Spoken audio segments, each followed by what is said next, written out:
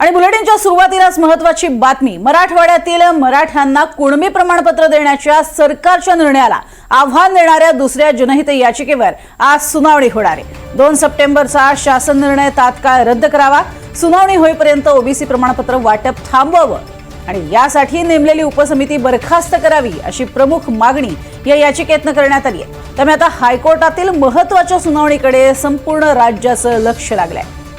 अधिक माहिती घेऊयात विशाल पाटील यांच्याकडनं। विशाल, काय अधिक माहिती? आज महत्त्वाचा निर्णय येऊ शकतो का?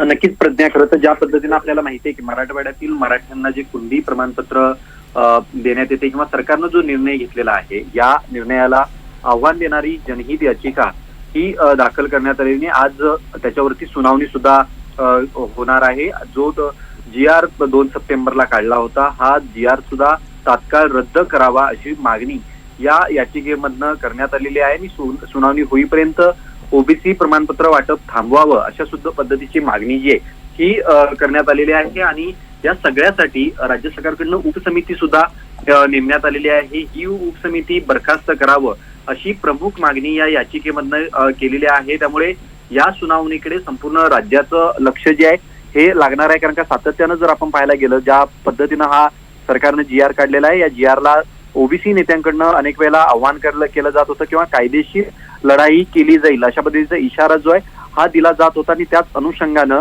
या GRच्या बाबतीत किंवा ज्या पद्धतीनं जी प्रमाणपत्र दिली जात आहेत सरकारनं GR नुसार मराठवाड्यातील कुणबी मराठा हे ओबीसी प्रमाणपत्र देण्याचं काम सुरू केलेलं आहे।